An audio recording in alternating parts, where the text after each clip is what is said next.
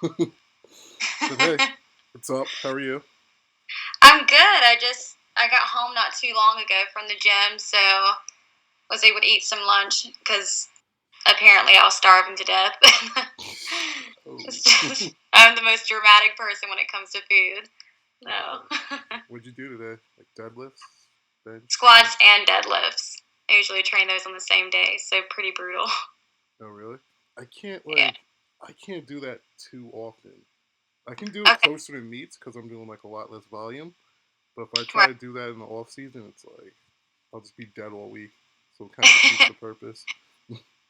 Yeah, it's definitely volume day.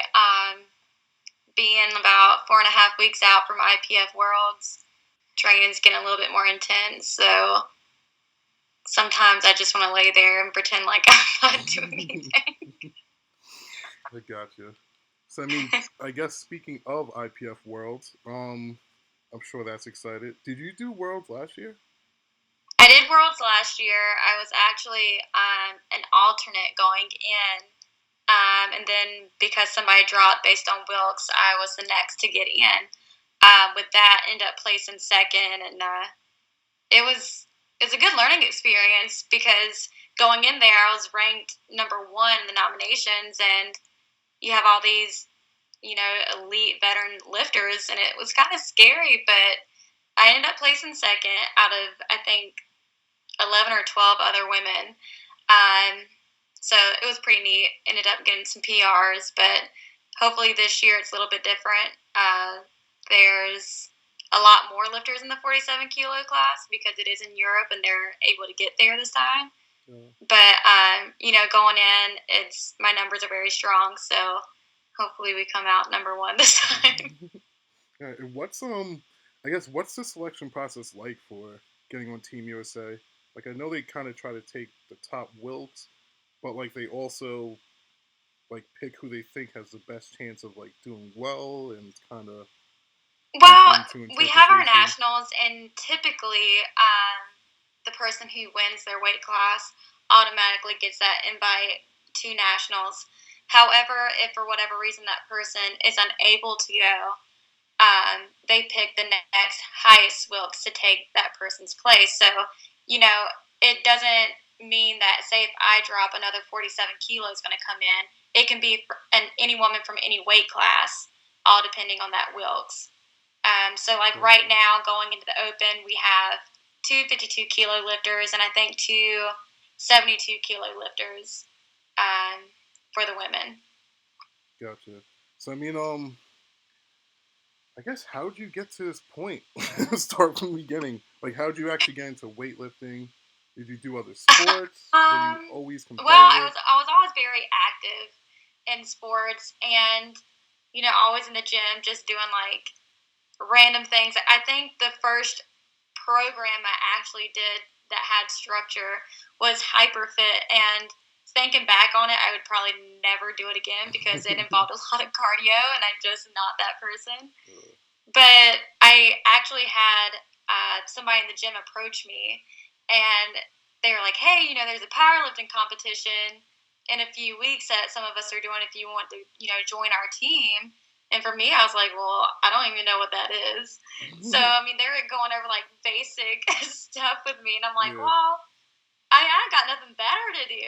So I just, I started testing my lifts, seeing, actually what I could do rather than just playing around in the gym. yeah, Uh, and it was fun. Like, it was fun actually seeing how much strength I actually did have. But, I went to that competition and nobody told me about commands, uh, nothing. Like, I'm sitting there, like, shoving my face with food the night before and the morning before weigh ins. And so they're like, "Oh, you got to weigh in." I'm like, "Oh, okay." Didn't see that one coming. So I weighed about 107 pounds, which put me in the 52 kilo class. And I ended up bombing out. oh, really? Like, I I bombed almost out on bombed bench. my I didn't first know the one. commands. Oh, gotcha. So it was a very big, eye opening experience because I had a huge ego. I was really mad. I even blamed the head judge that day. Oh, And, you know, Jen Thompson actually pulled me to the side and she's like, look, you have very high potential, but you have to lose the attitude. And I think was she that was a like good at? eye opener for me. She was at that actual meet.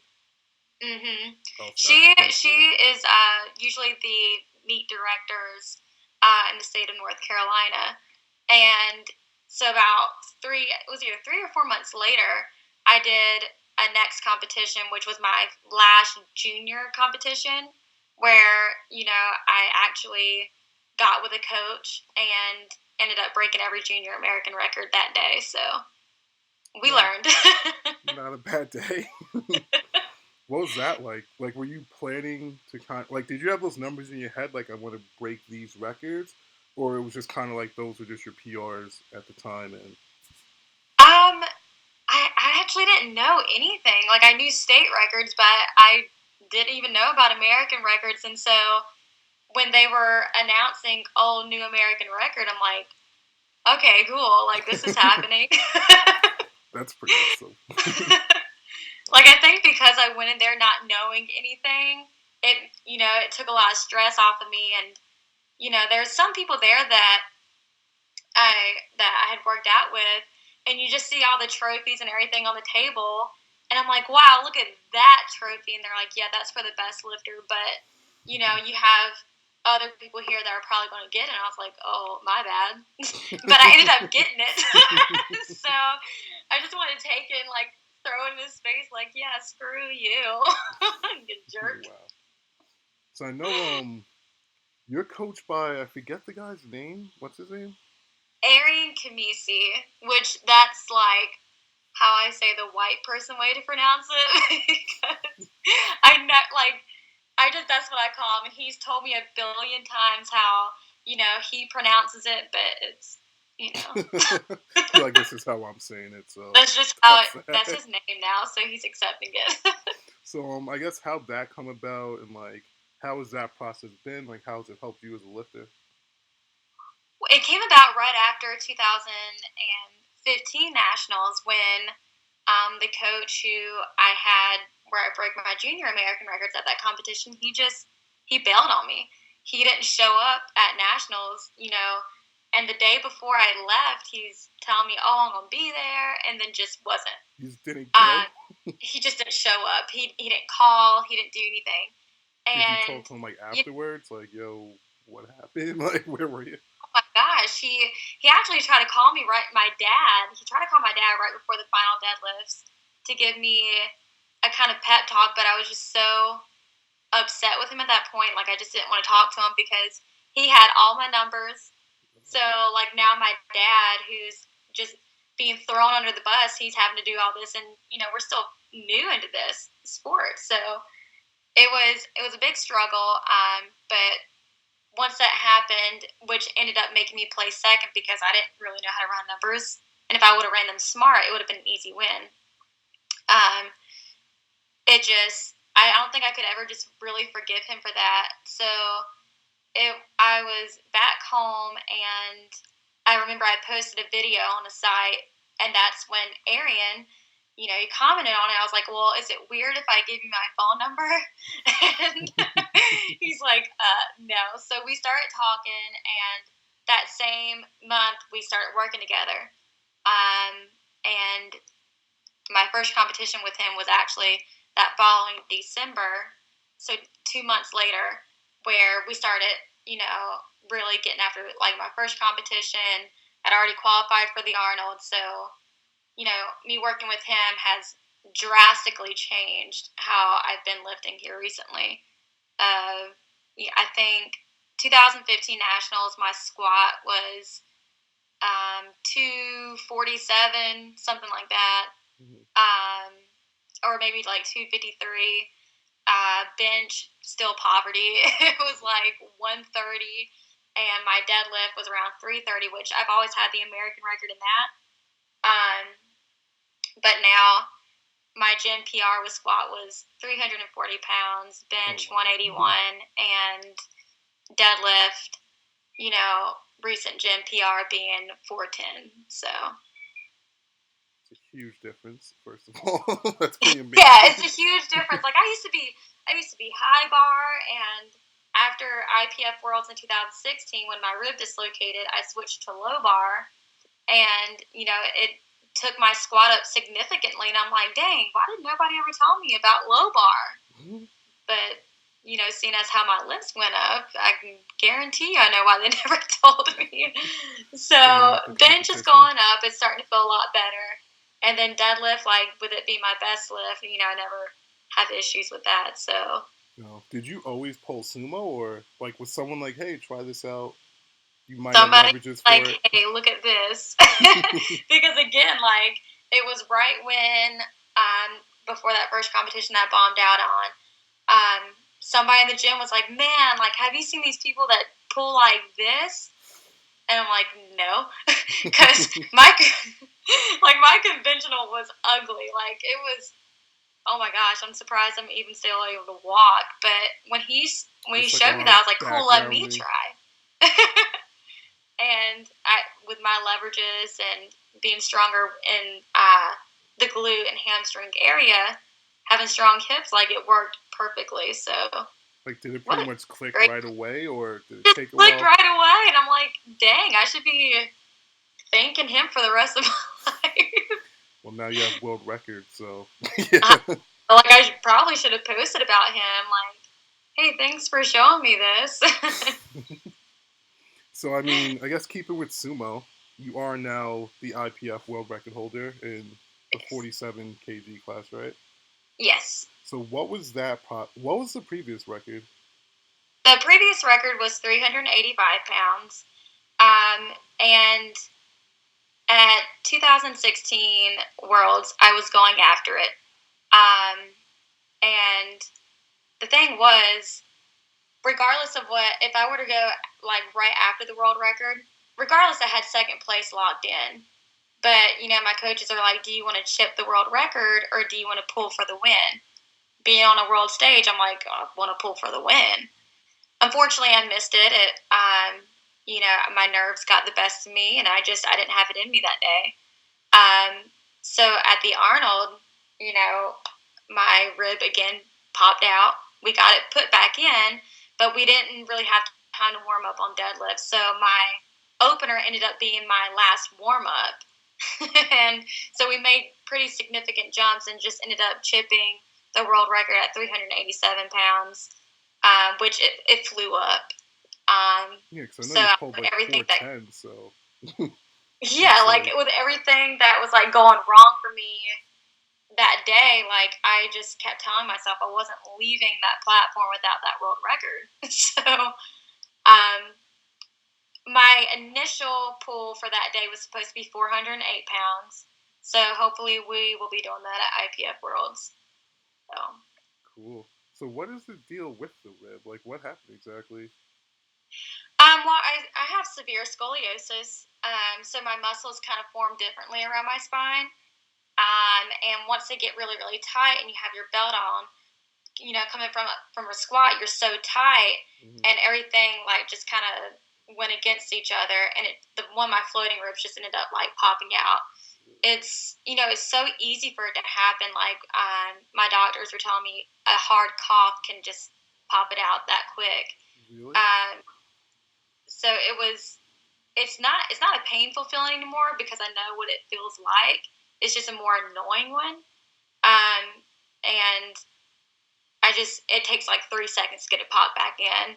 So the whole time I'm like, please just get it back in. Could that be It's like just a an annoying feeling. long term issue, or your doctor's like it's not really a problem, just pop it back in? It's not really an issue. You know, I do approach it differently this time. I am not as stubborn as I used to be. Like every 4 weeks, I'll go get a deep tissue massage to kind of relax those muscles. My brother, who's a sports physical therapist, he showed me a whole lot of mobility work that kind of just releases tension in that area to where it's not easy, like so easy to pop out. But if it does now, like I'd be very surprised. So, Gotcha. Have you had any other like significant injuries or? No, thank goodness I haven't. Like, I've been very fortunate of that. I mean, besides smashing my finger on a weight, like I haven't had any broken bones, and me like bringing the dramatics all the time. Like you would have thought, like I broke my whole arm when I smashed my fingers. So, Oh, wow. uh, nothing serious other than the ribs. So I've been very fortunate with that. All right. What are, I guess, I mean, I know IPF World is coming up. What, I guess, how's training go for it? I know you said it's going okay, but like, how does it feel, I guess, because you've been there before, and like, you really want to win now? Like, is it something Yeah. that's really mentally, like, weighing on you, or? Um, it was mentally weighing on me. Especially because I know where my strength is. I know what I'm capable of doing. And going into the Arnold, I think that got the best of me, and I really didn't know how to control it at that time. So, going into IPF Worlds, I had to have that same mentality. Like, I am the best. I'm here for a reason, and this is if I want it bad enough, I'm going to take it home. Training, it's I mean, it's going really smooth. We work a lot of volume during the beginning of the week and kind of heavier weight near the end. How many days a week do you train? Per my choice, I train 6 out of 7 days. It used to be Really? 5, but um, the more competitions you do, the more you learn about yourself. And like again, back at the Arnold, like I got red lighted on depth, and it was from a frontal view, and so I started kind of messing with my squat form a little bit, which it's benefited me. Like some days during the week, we'll do pause squats, and that really will help me with my technique, making sure that all angles, like the judges can't say, "Oh, she's not low enough." Um, Were you doing high so bar when you got red lighted from the front? no, Oh, like I don't know. Like because when of you do course high we all bar, like you're a lot more upright, so there's a tendency for it to look yeah. Like higher. I kind of leaned more forward a little bit when I squatted. Like my knees were more pushed out forward, and so now I've got a little bit more narrow stance, and I kind of sit back a little bit more with my chest more up, to where it just takes it out of the judge's hands. But when he gave me that red light, I was like, dang, like he's with the U.S. too, and he red lighted me. Like I'm not okay with it. I'm just one of those. You never want to accept that. Oh no, I know I hit death, but there's no reason to argue with it unless it's something that's really arguable for. So. Yeah, I know in the IPF it's like very, very, very strict and Oh yeah, you're ready to fist fight yeah. people sometimes. Like, just you just can't do it. Yeah, like I've seen some of Jesse Norris calls and I'm like, Yeah. what's going on? Yeah. But what do you do? Because I guess your coach picks your attempts for Mhm. competitions. Do you ever have like, does he ever give you an attempt and you're like, oh, I think I could do like more than that? Like, can we change it, or do you just trust him?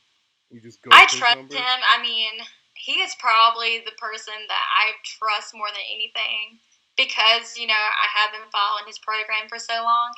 It's not more so like, hey, can you raise it? Because I mean, there's been sometimes where I'm like, wow, I've never even opened up this high. Like, what's about to happen? It's always usually that situation. Um, and I will never know what I'm opening up with until it's weigh in time and I have to give them my opening attempts because, Oh, really? yeah, he knows that if I see the weight, like what I'm supposed to be opening up with, my head will just start spinning and I'll kind of doubt myself a little bit. But like my American record squat, like that was my opener. I was like, holy, like that's almost 3 times the body weight. I've never done this before, but he knows me better than I know myself sometimes. And so, like, usually I just don't even let him tell me what the weight is going to be, and I just do it. Oh, wow. I know, like, it's weird. I almost know. I start playing my attempts probably like a month out. Yeah, No he joke. probably does that, but he just does not tell me a thing. So I'd be so nervous just like showing up and not knowing, like, because it's like I almost yeah, train.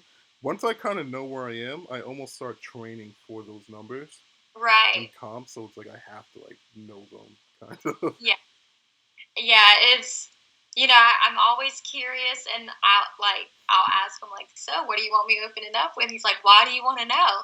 I'm like, dang, like just help me out here. Just curious. And me and him have such a great relationship. We're always like junk talking each other, and people are like, "Why are your coach so mean?" I'm like, "We're just playing." like, he's. I get to see him this weekend down in Orlando when I'm checking out Equip Nationals, and I just always know it's going to be a fun time. We might, of course, having him there while I'm training is a super plus because he's going to be my worst critic. And if I'm not doing something right, even just something little, he's going to tell me, and, I'm going to fix it. I'm not going to sit there and ignore what he has to say. So Gotcha. sometimes I like that he doesn't tell me, but it does drive me crazy when I don't know. So then, what happens? I guess when you like when you actually get to IPF Worlds, and then you have your own coach, but then you also have like the USA team coach. Like then, hmm how's like do they just let you like give your own attempts, or do they try to take attempts? Like, how does that Well, kind of all work? that became like a big issue in some recent podcasts. Um, I'm not gonna really say any bad things about any of the podcasts that came out about these recent IPF worlds, but we do communicate through emails. The U.S. coaches, our team coach, actually ask for training videos. I mean, they ask everything. They ask about weight. They ask, send us some emails, updates, blah blah blah. And when it comes to attempt cards, you know, we have to fill that out ahead of time. So we'll fill it out, send it to them. They'll make corrections or adjustments to it as they see necessary, send it back to us, and we sign off on it. So it's nothing that we're not aware of. So when the podcast came out talking about, these lifters not being able to hit the numbers they wanted to, there is always a reason behind it. You know, you did sign off on your openers, but let's say that, I guess you there's know, like you an got element of time too, because like say you felt stronger like the last week or two of mhm. training, you probably already sent the card in ahead of time, and Right. And, again, that comes with the communication. And they do look at us in the warm up area. They are right by our sides. We had one lifter this past Worlds. She struggled with one of her warm up attempts, so they lowered her opener. Of course, she was very upset with that. And I don't mean to laugh, but she is just so dramatic. And she sets the bar high for herself, but in realistic terms, it was never there. And I'm very thankful for these coaches because with Arian being the junior world coach, he's still always there. He is running my numbers, but me, him, and Matt and Susie Hartwick Gary, we are always talking back and forth just so we're on the same page with mm-hmm. things, and so nothing's really a shock to me. I know a lot of people were upset last year, but I wasn't one of those people. So it was like I really couldn't be like talking so much about what happened because for me it didn't happen. So I wasn't going to speak about it. I mean, they did good. I placed second at my first world. So Was it a PR total? I think PR total. I think they have your best interest in mind, and it may not be your thought, but if you're coming out with the gold medal, and just because you didn't perform at your best, you can't just automatically blame everybody else for your performance. Like sometimes you just have to accept, like maybe I just had an off day, and move on. Like it's done, it's over with. I mean, of course, there's still controversy going to IPF Worlds where some people don't want them as coaches, and that's fine. To each their own. But I will be keeping Matt and Susie with me as well as Arian, and I trust them just like last year to lead me to a world title. So Okay. I mean, communication's key in anything. do you get a choice though in like the team coach, or and I guess We how? Hmm? but because of certain situations last year, they did allow some people to choose what coach they wanted, Oh, just so there wasn't tension going into Worlds. gotcha. Yeah. Drama. No. It's always dramatic, and there's always like this phone calls, like, "Hey, like blah blah blah," and I'm like, "I ain't got time. Like, I just don't have the time." I mean, I guess the only situation I'd really think of is like maybe if I was going for like a really high number that I had in Mhm. my head, and they would just want me to like hit the number it would take to win or something. Like I guess that's where heads could kind of butt, but Well, see, for me, like, they always want you to go for the win. And if you have that win secured, I don't think they're going to be so hard on you going after a bigger number, like, say, for your third attempt. mm-hmm. But if, it comes down to first or second, and you want to just go after this big number, and that big number could potentially get you from a first place to second place, they're probably going to keep you more conservative, because at the end, it is a team thing, not just a self thing. And I think a lot of people forget that. They get so big headed and they want these huge numbers. But not only do we want to bring the gold home for ourselves, but we want to bring the gold home for a team as well, because it makes us look better. And like they did give me that option. I was already secured second, so I could try to pull for the win, and it was a big number for me at that time. And they did give me that option, but if it's something that's just way out of reach and you're just really wanting it, they're probably not going to give it to you. You're like, no. Like not happening today. Like we're gonna live in Like, reality. where did you even get that number from? I gotcha. So I mean, I guess right now you're ranked number 2 at 47. Boy, bye. No. You done got me heated now. Uh oh, what I do? Because, like, people laugh when I bring this up. The girl that's nominated above me, those are her 52 kilo numbers. Oh, To be matter of fact, and it wasn't I'm a super light 52. She weighed in at 51.6. So you're right there with it. She hasn't even competed as a 47 this year. And,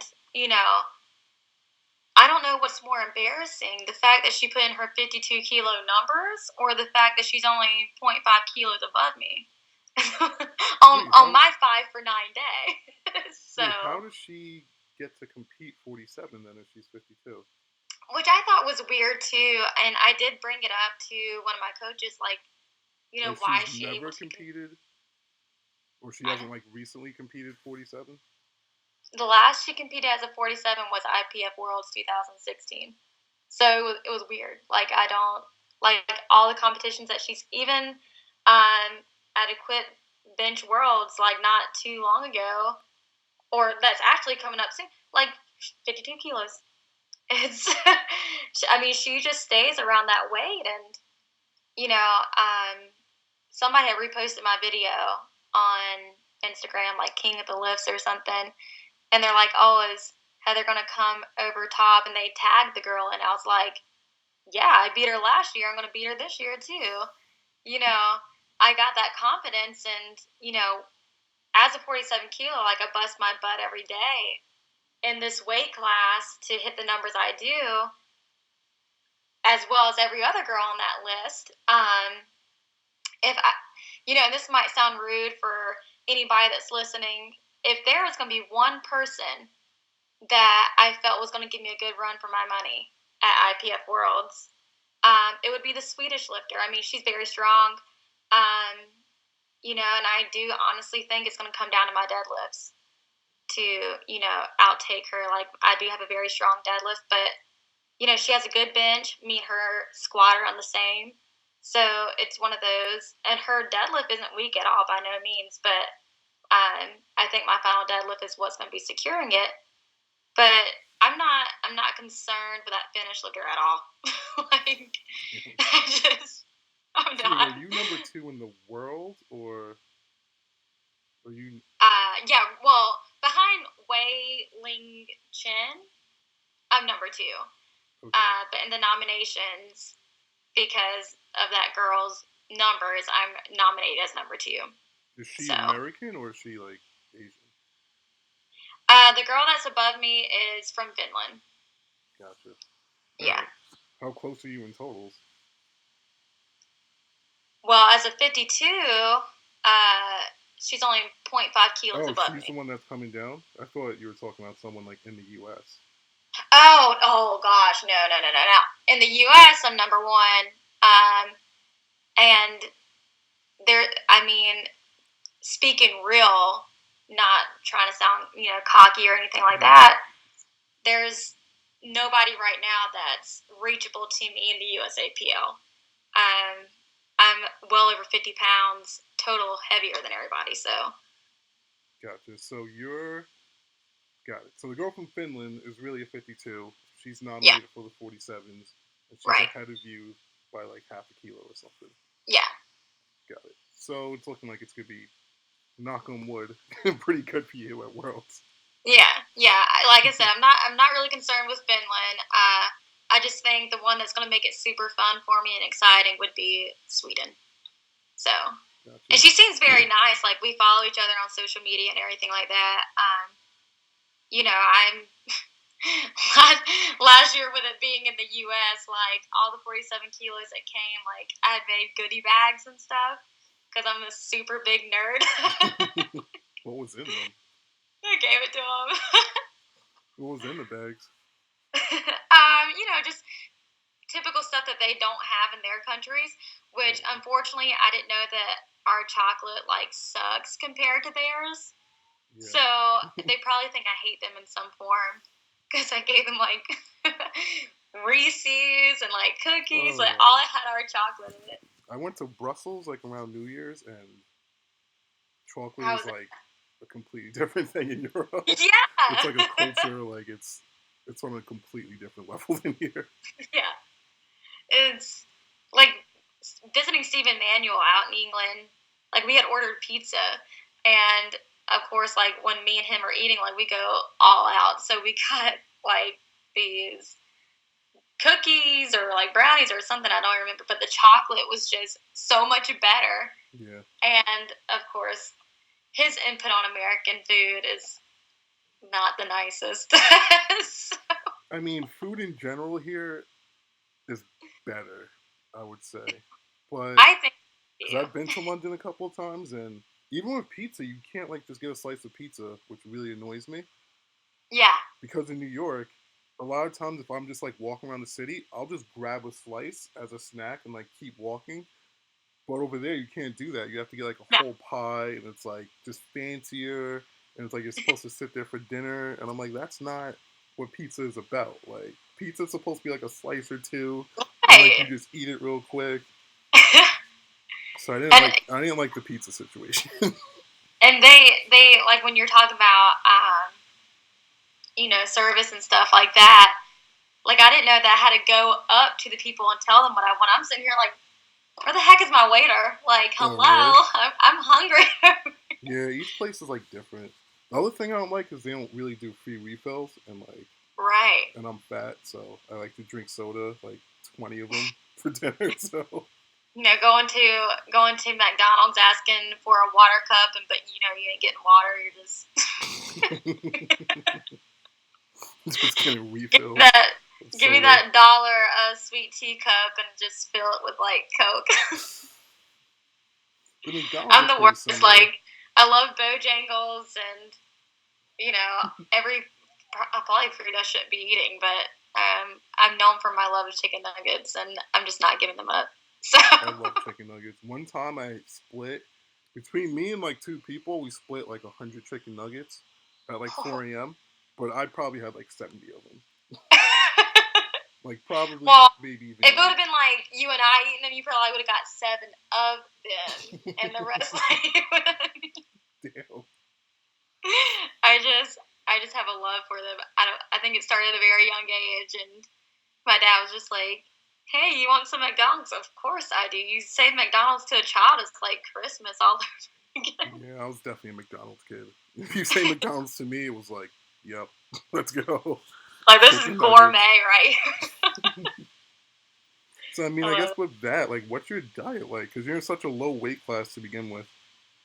yeah, it's actually really hard for me to gain weight. I stay like are typically around 101, 102 pounds. I'm actually with Avatar Nutrition with Elaine Norton, and I'm trying to gain weight, and it's so difficult for me because, man, I don't even know, but they do have like a bunch of systems that you can try, whether it be reverse diet, weight gain, fat loss, like whatever your desire is. So I got on them like after nationals. So I typically stay around like 46 kilos, like 102 pounds. Mm-hmm. So I mean, for the most part, even though I love food, I do rather eat clean. Um, it feels really Feels good to me, better. especially when it comes Yeah. to training. But the only time I don't eat clean is when I go to my grandma's, who just doesn't understand anything with macros, and she's like, "Bitch, you're gonna eat this cornbread and this fried chicken. Like, here, you're eating That's it." awesome. You can't say no to her. She's just real old time Southern, and she's not gonna understand any other way besides her own. I gotcha. Where you're from North Carolina, right? Yeah, North Carolina. Which part? Because I've been to like NC State, that Mhm. area, like Raleigh too. Yeah, I stay in Holden Beach. It's about 2.5 hours away from Raleigh. Um, it's about 20 minutes north of Myrtle Beach, South Carolina, which is typically a place where a lot of people know about. Yeah. Uh, it's very quiet. It's very small. So when I go to these bigger cities like New York and England, like it's just such a big culture shock. I'm just This is a quiet place, and I love it. It's it's beautiful here. I love living at the beach and everything like that. So, Yeah, I saw you. What were you like surfing the other day? I've never surfed. yeah, and I Someday. like I got smacked in the head with the board. My friend's board, like she just freaking. It was a long board day.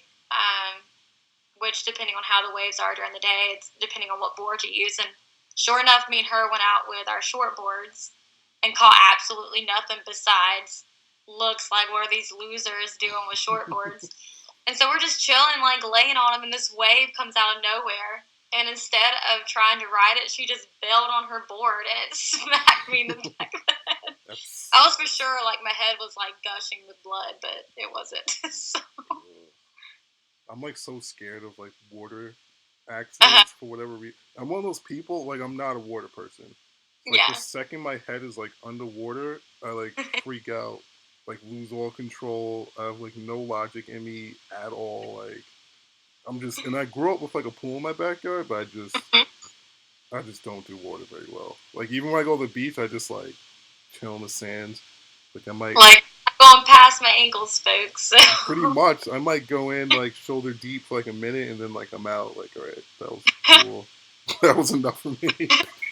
Like, one year we had, like, these crazy, like, amounts of, like, tiny sharks coming about, and, Oh god, everybody's like, no, I'd you be can't get in the nowhere near the water, and water now we have, once I like, found that out. jellyfish that like to swim around, and you just have to ignore them. In Long Island, there's like jellyfish, which used to freak me Like, you out. just have to learn how to pick them up by their head and toss them elsewhere, and You touch them? I she's... would never touch them. You touch them? Like what the hell? Like, there's, like, some that washed up on the beach, and, like, this one time this kid was just edging towards it. And so I walk up to make sure, like, he doesn't kick it because it still could sting him. And I was like, so, what are you doing? He's like, I'm going to step on it. I was like, no, I can't let you do that. Like, where are your parents? Wow. So, I mean, he was, like, about to just be super lit, like, stepping on that jellyfish. He could just, peed on his leg, I guess, afterwards. Supposedly I mean, that it works. sounds like something I do, but in reality, I'd probably just freak out and run elsewhere. Like, see ya. You don't ever want me like in the save my life situation because I just ain't that girl. Like, Yeah, me I know too. every step to save your life, but I don't know. I wouldn't even trust myself. Me too. And I have like a weird fear that like in the process of trying to save someone's life, like they'll die and I'll get blamed for it. Like, is that weird? No, because I'm the same way. Like, I'm certified to save your life, but please just don't do anything to where I have to. Yeah, Just I've seen girls have seizures and stuff, but I just kind of like slide out, like I'm not, like just I'm let not it getting with you. Like, involved. all right. I'm like someone should probably help her. I'm gonna go that way. Like, I do not want to be involved at Help. all. I've now become the bystander. Like I don't even want like witnesses to have known I was like in the area. Almost like I just don't want to be involved. I feel like somehow like I'm gonna get blamed for it at the Just end of gonna the day. jot that down in my notes. Never have a seizure around Devin. Because I will die. Well, what's like the worst thing? Have you ever had like any embarrassing moments on the platform, like Oh my peeing or gosh, throwing like up, or my life is just like a series of embarrassing moments. Like I'm not one of those people that have like peed, pooped, or like thrown up on the platform. But it's just I don't think like recently I have, but I've tripped going on the platform. Like I was announcing at a competition, I've done where that. people they meet you and they want pictures with you. I tripped 3 times in one picture trying to get on that platform. Like, what is life? Like, why am I like this? And I've tripped before because when you're in like knee wraps and a lot of the stages are like elevated, you have to like walk mm-hmm. up the steps in knee wraps and like there's a bunch of shit in the way and you're just like trying not to die basically. I think it's more so. I don't think it's ever happened on the platform. It's when people want to come up and like start conversations with me. Like face to face, I can be like one of the most super awkward people you'd ever meet, and they're like, "Oh my god, it's so great to meet you." I'm like, "Me too," and I'm like, "Just ruined it. Just Yeah, I let's kind of get start." like that too. When I meet people, they expect me to be like really talkative. I'm just like, "What's up? Like, what's up?" I'm like, "What now?" Yeah. like Like I'm cool. like I don't know what to do with my hands. Yeah. Let's avoid this. Like in Caffiene last year. Well, this is super embarrassing. I was trying to relax, like in the pool. Like I was going swimming before competing, like a few days before competing, and there was 3 people from like a different country, spoke not even a lick of English, Mm-hmm. and so they're all in the pool area with me, and they're talking, and they're like around me, and they start laughing. So me being who I am, I start laughing too, and Like you're no longer laughing. they stopped laughing and just look at me, and I was like, okay. And so I ended up like going to what I thought was like a shower area, and it ended up being a steam room. So I'm just standing around waiting for these people to leave the pool area, and the steam room like turns on, and I'm like, oh my gosh, like what's going on? I'm freaking out, and then I couldn't breathe, and it just I'm like, please just leave the pool area so I can get back to my normal routine. I don't know what told me to laugh, but I did, and they just stopped all their conversation just to stare at me. That's so awkward. Like, oh, yeah, there goes the American, just embarrassing herself again. What's like the well, one thing I'll say about that and what I like about the IPF in general is like the actual international aspect. Because Yeah. even though like growing up, I was a runner, like through Mm-hmm. college, and it's like even though I ran against like the best people in the world, it would always tend to be like just Americans though. Like even Right. though I flew around the country a lot, it was never Right. like against international people really Mm-hmm. until and even like when I was like as long as I've been powerlifting, like even though like I've broken world records and like going against people breaking world records, it was like always Americans.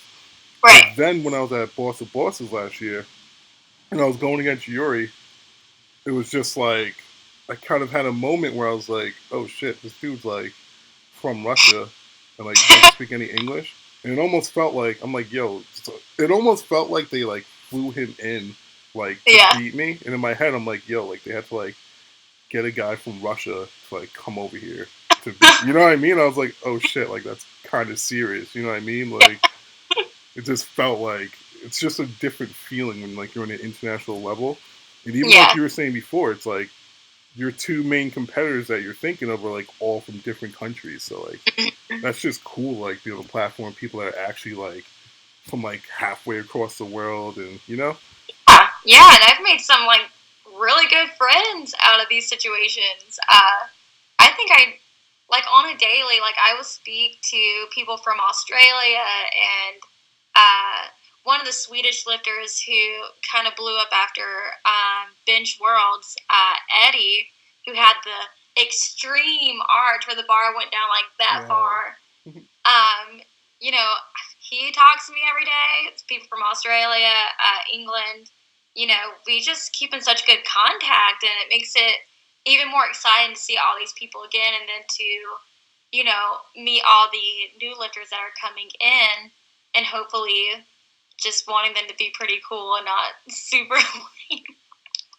International So, lifters are usually pretty cool, especially if they like travel to compete. Like they're usually mm-hmm. not assholes.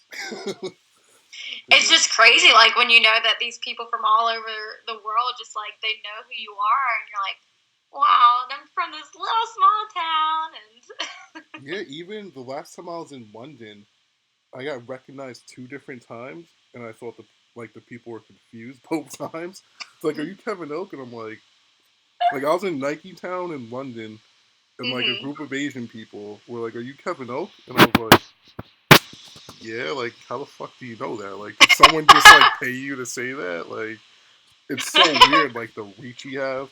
Like, I guess because like Instagram and stuff, it's like you never really think about it. Like, if you have like 20,000 followers or something, it's like you don't actually like think that there's like 20,000 eyes on you. You know I what I mean? know And it's crazy.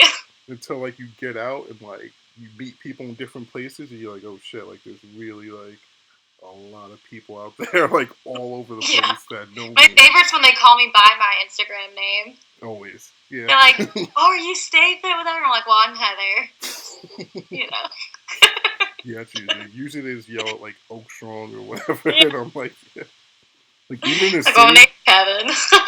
like even in the city, people will drive by like Oak Strong, and I'm like, this is so weird. Like And they're this like, is "What so up?" embarrassing. Yeah, I'm like, They're this is all so. it's crazy, and like the gym I go to is like just full of judgmental bodybuilders and physique competitors. And like if I walk in, they're just I'm like, all right, cool. They're like, when are you And doing your first bikini comp? You're like, I'm not. They're like, you don't. They're like, don't it's you want to? crazy. You're like, no, I don't. They're like, why Well, I not? mean, they just sit here and I guess they are just. Of course, they don't really know who I am because they're not involved in the sport. But you know, these are people that they haven't even won like a competition. They place like fifth or something, Mm-hmm. and then they'll sit here and just judge you as soon as you walk in. I'm like, well, let's talk about what I want and what you like. Even Stop looking at me like that. even at a gym, you know who Kai Green is, the bodybuilder. Yeah, yeah. So the gym I used to train at, he used to train there, and he's like the Oh, most humble, like cool, chill guy. uh But there were huh. like all these other bodybuilders that thought they were like the coolest shit ever, and I'm like, I would always be there like, I'm like, you guys realize like Kai Green trains here, right? Yeah. Like how are you guys this cocky? Like Right. knowing that like I Right. never understood it, but whatever. Yeah. I always say it's good to be more humble than anything because more people are going to respect you in that aspect rather than if you walk around like you're the best in the world. Like a lot of people aren't going to be wanting to just jump on that wagon. Like you can be the best in the world, but you don't have to act like it. You know what I mean? Yeah. So. I mean, lucky for me, I'm not even the strongest guy in my. I'm not even the strongest guy in my gym right now, so it's easy for me to be humble. So I got Larry Wheels like crushing weight every time I walk in. There'd be like I would love to train with you guys, and then just be like, whatever, I'm out of here. Just y'all pull one thing, I'm like, forget it. One good thing about powerlifting, which is why I find certain things funny, is like if someone's weaker than you just like slide a couple plates off the bar. Yeah. You know? And it's like I always have these conversations with people where they're like, "Oh man, like like I can't train with you. Like you're so much stronger." And I'm like, "How?" I'm like, "What's the difference?" I'm like, "All right, so if I'm benching 400 or something for my workout, and you're benching like 300, it's literally like you're sliding a plate off. Like, what's the big fucking difference? Like, but people get like so in their head, like, no, like I can't do that. And, I tell people all the time when especially with women, they're like, "Oh, I wish I was as strong as you," and I'm like, "Well," and these are just women just starting out. And I tell them all the time, like, "Well, I haven't always been this strong. Like, it did take time. I didn't just all of a sudden say, hey, I'm super, super strong. I started out like this." And no, it's consistency that gets you this way. And I want you to be as strong as you can be, not as strong as me, because if you set your standards to just me, you have no chance to see if you can actually be as strong, if not stronger than I am. So, yeah, I get a lot of that. Women do that. I get a lot of that, and like I'm older than most people. I'm like 31, and like I always get like 17-year-olds or 16-year-olds like, "Oh, I want to be as strong as you," and I'm like, "Well, it might take like 10 years. Like it's really, you know what I mean?" I'm like, "You gotta understand, like you're not just gonna be that strong like next year." Mm-hmm. And it's like when I look back, like when I was in high school, I wasn't the strongest person around. When I was in college, I wasn't the strongest person around. It's just like I kept working out, and like over time, other people stopped lifting. You know what I mean? It's like I kept getting stronger, and at some point, I got really strong, I guess.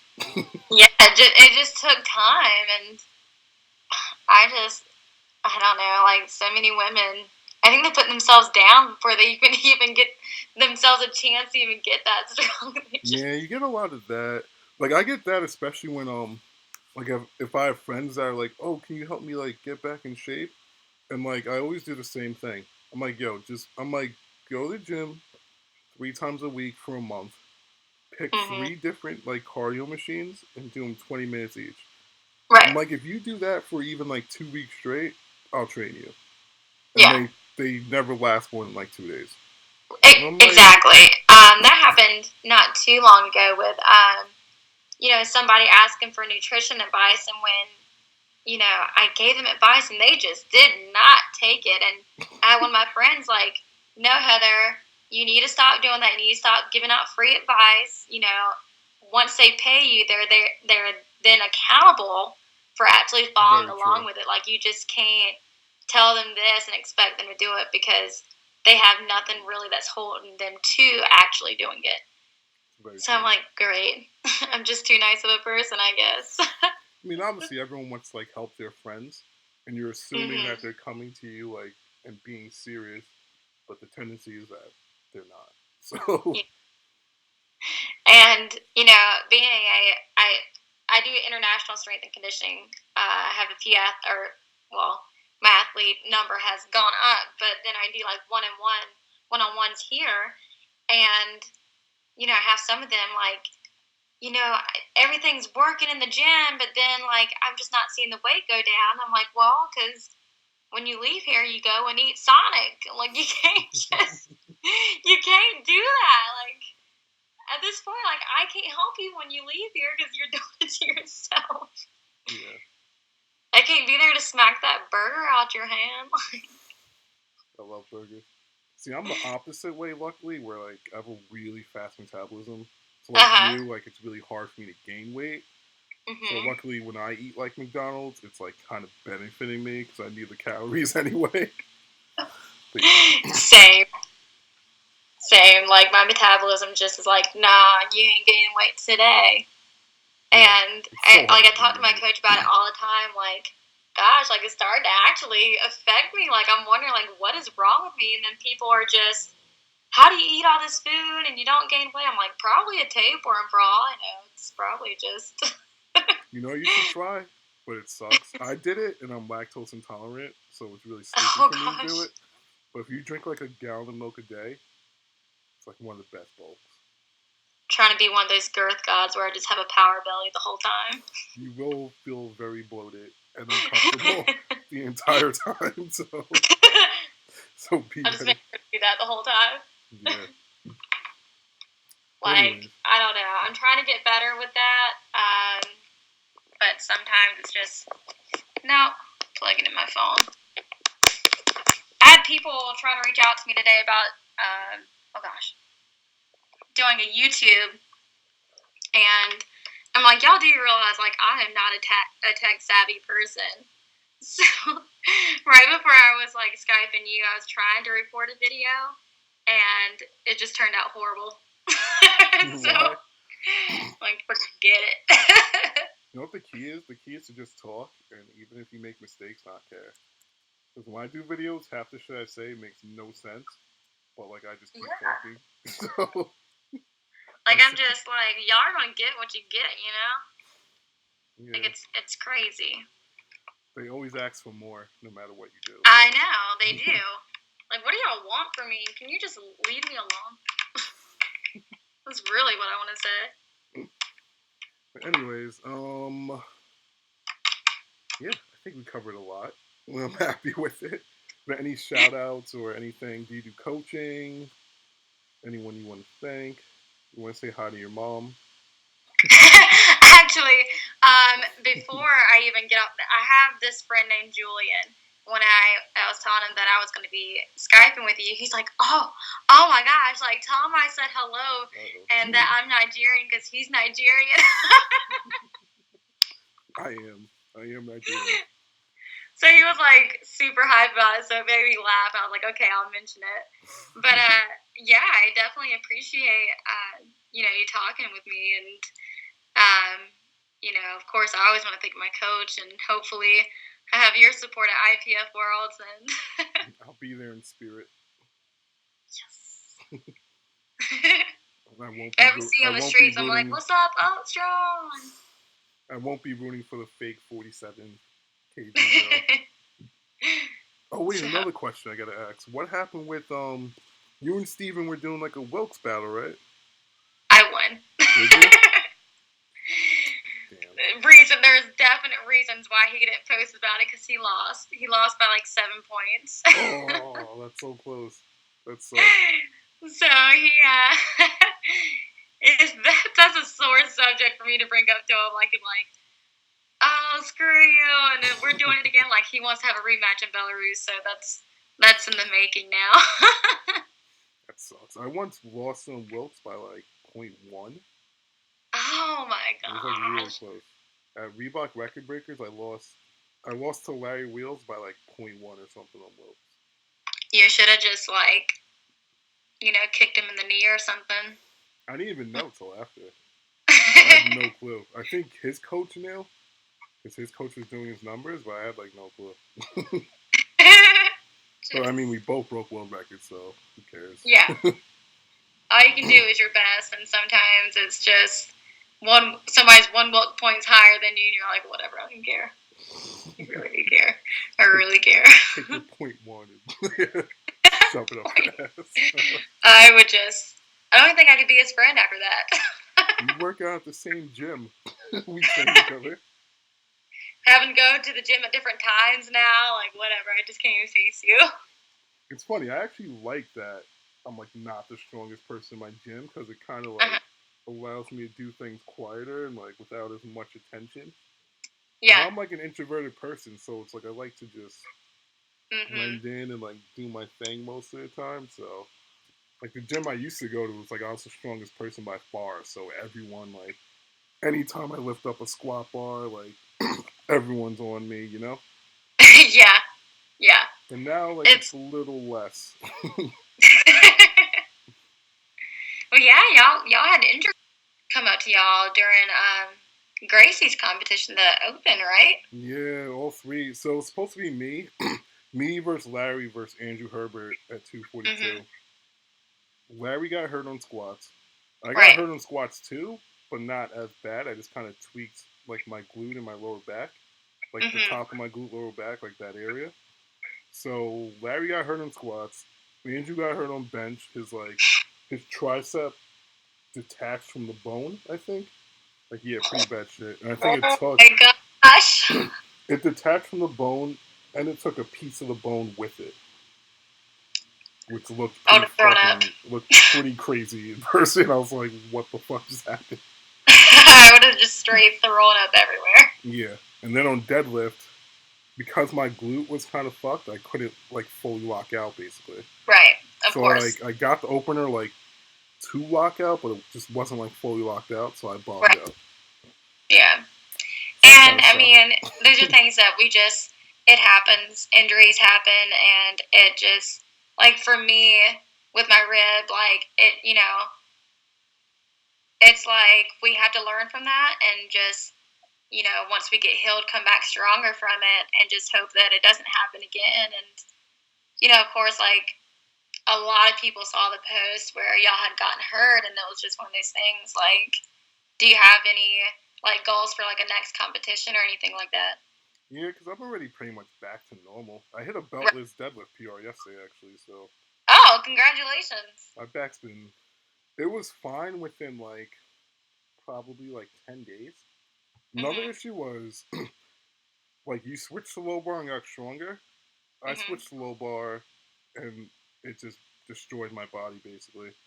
Okay. So like what was happening? Because my shoulders are so tight, I couldn't Mhm. really rack. I couldn't hold the bar in the right position with my back really straight. It was always like Right. slightly curved at the top. So then like at the bottom of the squat, what was happening was it was like when I would reverse, it was kind of stretching my lower back and straining it. Right. So that's kind of where the issue happened. Where like every time I was squatting heavy, it was like straining it just like a little more, Yeah. and then that's kind of what happened on the day of the comp. But I switched back to high bar, and now I feel like phenomenal every fucking Right. day. Plus my You're like, why body weight. never change? Yeah, basically. After like a year plus, I was like, well, before I squat 850 high bar in Mhm. competition, and since I switched to low bar, the most I've done in competition is 870, and Okay. and my bench press is down 20 pounds anyway since I We, switched. we just have poor benches together. My bench was Get like that. consistently increasing until I switched to Mhm. low bar, and now it's Right. down like 20, 25 pounds. Right. So what So I've hopefully gained on now that squat, you went back to high bar, like that will hopefully, I get think better. it'll more than likely get better. Above you. And then the other issue was my body weight was kind of fucked with me. Like once I get over like 250, it's just like hard on my body. Right. So after the meet, it's like I immediately drop down to like low 240s, and like I just Mhm. feel way better, way Right. better. Even just walking around, like my body feels so much better. Right. Of course. I mean, our bodies are going to tell us what we like to be at, and if it's not normal for you to be like that, then it can definitely be detrimental to you. Yeah, I mean, I'd walk around and get like back pumps, like it sucked. Like even between sets in the gym, like I'd have to sit down like between every set. And Mhm. now, like yesterday during my deadlift workout, I was standing pretty much the whole time. Oh gosh. Yeah. I stand usually the whole time, but that's because I'm lazy. And I'm usually just like dancing or something. Like if Missy Elliott comes on in the gym, like I can't deadlift. I gotta be dancing or something. See, with me, Or it's like Beyonce. trap music. They were playing a lot of trap music yesterday, and I was just like hype. So I was like, yeah, You're I'm just, gonna hit a PR yeah. today. I knew it. Like once I started playing like trap, I was like, I'm gonna hit a PR today. Yeah, you just get super hype, and it's usually when I try to go for like big deadlift sets or like whatever. These like, of course, my headphones have died at this point for whatever reason, and like the weirdest, slowest song comes on. I'm like, why? Why is this happening? It's the Like worst. it does it all the time. I feel like they target me on that one. So, whatever. I I guess I'll hope just not. work with Halo by Beyonce playing right Oh now. God, that would suck. That would suck to try It's to just PR the to. slowest thing. I'm like, okay. Like today, Shaggy came on, like super throwback, and I'm like, It's like from the all right, '90s. Well, guess that's the deal. I don't get it. Keep those headphones charged then. I know, like they're charging right now just for that situation. All right, well, it's been a pleasure. Of Good luck course. at IPF Worlds. Thank you. Kill it. Kill the deadlift world record. Try to get. How close are you to 4 times body weight? What would that be like? 4. Well, I've pulled multiple. I've pulled over 400 multiple times in the gym, and now it's just the thing that I got to do it on the platform. But I'm like 100% confident it's going to happen at IPF World. So Yes. need to stay tuned for that one. Yes, do it. It has been a pleasure. I'll see you on Instagram. Well, okay. But